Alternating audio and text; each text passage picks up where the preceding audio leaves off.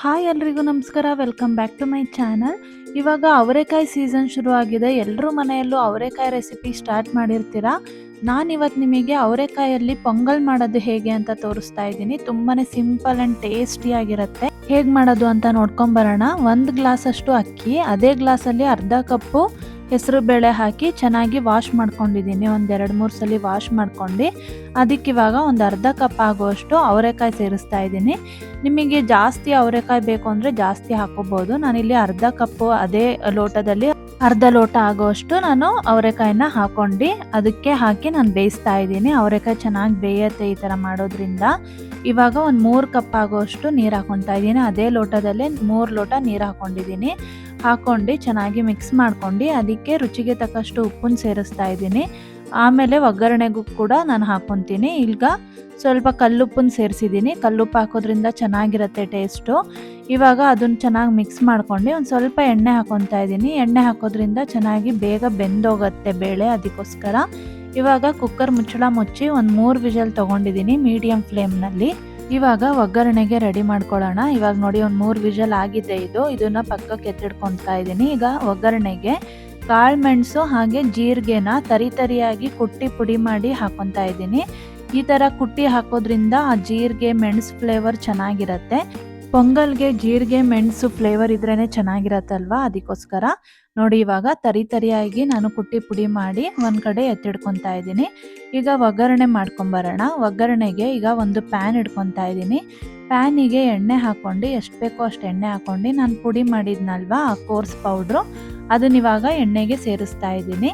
ಹಾಗೆ ಗೋಡಂಬಿ ಕೂಡ ಹಾಕೊತಾ ಇದ್ದೀನಿ. ಇದು ಟೆಂಪಲ್ ಸ್ಟೈಲ್ನಲ್ಲಿ ಬರುತ್ತೆ ಪೊಂಗಲು, ತುಂಬಾ ರುಚಿಯಾಗಿರುತ್ತೆ. ಈಗ ಧನುರ್ಮಾಸ ಸ್ಟಾರ್ಟ್ ಆಗ್ತಿದೆ. ಈ ಥರ ಪೊಂಗಲ್ ಟ್ರೈ ಮಾಡಿ, ತುಂಬಾ ಚೆನ್ನಾಗಿರುತ್ತೆ.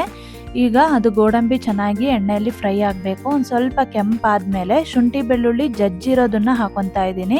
ನೀವು ಪೇಸ್ಟ್ ಹಾಕಕ್ಕೆ ಹೋಗ್ಬೇಡಿ. ಈ ಥರ ಜಜ್ಜಿ ಹಾಕೋದ್ರಿಂದ ಒಳ್ಳೆ ಫ್ಲೇವರ್ ಇರುತ್ತೆ ಪೊಂಗಲಲ್ಲಿ. ಹಾಗೆ ಕರ್ಬೇವಿನ ಸೊಪ್ಪು, ಹಾಗೆ ಒಂದು ಸ್ವಲ್ಪ ಖಾರಕ್ಕೆ ಎಷ್ಟು ಬೇಕೋ ಅಷ್ಟು ನೋಡ್ಕೊಂಡು ಮೆಣಸಿನ್ಕಾಯಿ ಹಾಕ್ಕೊಳ್ಳಿ. ಪೊಂಗಲ್ ಅಂದಮೇಲೆ ಖಾರ ಪೊಂಗಲ್ ಅಂದಮೇಲೆ ಸ್ವಲ್ಪ ಖಾರ ಇರಲೇಬೇಕು, ಆವಾಗಲೇ ಚೆನ್ನಾಗಿ ಬರೋದು ಟೇಸ್ಟು. ನಾನಿಲ್ಲಿ ಖಾರದ ಮೆಣಸಿನ್ಕಾಯಿ ಒಂದು 4ರಿಂದ 5 ಹಾಕ್ಕೊಂಡಿದ್ದೀನಿ ಕಟ್ ಮಾಡಿ ಹಾಕ್ಕೊಂಡು. ಹಾಗೆ ಕೊಬ್ಬರಿ ಕೂಡ ಸಣ್ಣದಾಗಿ ಹೆಚ್ಚಿ ಹಾಕೊತಾ ಇದ್ದೀನಿ. ನೀವು ಒಣಕೊಬ್ಬರಿ ಹಾಕೋಬೇಕು ಅಂದರೂ ಒಣಕೊಬ್ಬರಿ ಹಾಕೋಬೋದು. ನಾನಿಲ್ಲಿ ಹಸಿ ಕೊಬ್ಬರಿನೇ ಹೆಚ್ಚಿ ಹಾಕ್ಕೊಂಡಿದ್ದೀನಿ. ಇದನ್ನು ಅಷ್ಟೇ ಎಣ್ಣೆಯಲ್ಲಿ ಒಂದು 2 ನಿಮಿಷ ಫ್ರೈ ಮಾಡ್ಕೋಬೇಕು ಎಲ್ಲ ಮಸಾಲೆನೂ. ಇವಾಗ ಒಗ್ಗರಣೆಗೆ ಉಪ್ಪು ಹಾಕ್ಕೊಂಡಿದ್ದೀನಿ, ಅನ್ನಕ್ಕೂ ಹಾಕಿದ್ದೀನಿ, ನೋಡ್ಕೊಂಡು ಹಾಕ್ಕೊಳ್ಳಿ. ಹಾಗೆ ಅರಿಶಿನ ಕೂಡ ಸೇರಿಸ್ತಾ ಇದ್ದೀನಿ. ಇದನ್ನು ಅಷ್ಟೇ ಎಣ್ಣೆಯಲ್ಲಿ ಒಂದು 2 ನಿಮಿಷ ಫ್ರೈ ಆದರೆ ಸಾಕು. ಇವಾಗ ನಾವು ವಿಷಲ್ ಹೊಡಿಸಿ ತಣ್ಣಗಾಗಕ್ಕೆ ಇಟ್ಟಿದ್ವಲ್ಲ ಕುಕ್ಕರು, ಅದನ್ನು ಓಪನ್ ಮಾಡಿ ನಮಗೆ ಎಷ್ಟು ತೆಳು ಬೇಕೋ ಅಷ್ಟು ಕನ್ಸಿಸ್ಟೆನ್ಸಿ ನೋಡ್ಕೊಂಡು ಮಾಡ್ಕೋಬೇಕಾಗತ್ತೆ. ನೋಡಿ ಇವಾಗ ನಾನು ಲಿಡ್ಡು ಓಪನ್ ಮಾಡ್ತಾ ಇದ್ದೀನಿ. ಇಷ್ಟು ಗಟ್ಟಿ ಇದೆ. ನೀವು ನೀರು ಸ್ವಲ್ಪ ಹಾಕಿ ಅಡ್ಜಸ್ಟ್ ಮಾಡ್ಬೋದು ಕನ್ಸಿಸ್ಟೆನ್ಸಿ. ಇವಾಗ ಗ್ಯಾಸ್ ಆನ್ ಮಾಡಿಬಿಟ್ಟು ಮತ್ತೆ ನಾನಿವಾಗ ಒಗ್ಗರಣೆನ ರೆಡಿ ಮಾಡಿದ್ನಲ್ವ ಅದನ್ನು ಸೇರಿಸ್ತಾ ಇದ್ದೀನಿ. ಅದನ್ನು ಅಷ್ಟೇ ಚೆನ್ನಾಗಿ ಮಿಕ್ಸ್ ಮಾಡ್ಕೋಬೇಕು. ಗ್ಯಾಸ್ ಆನಲ್ಲೇ ಇರಬೇಕು. ಗ್ಯಾಸ್ ಆನ್ ಮಾಡ್ಕೊಂಡು ಸಿಮ್ಮಲ್ಲಿ ಇಟ್ಕೊಂಡು ಇದೆಲ್ಲ ಮಿಕ್ಸ್ ಮಾಡ್ಕೊಳ್ಳಿ ಮಸಾಲೆ.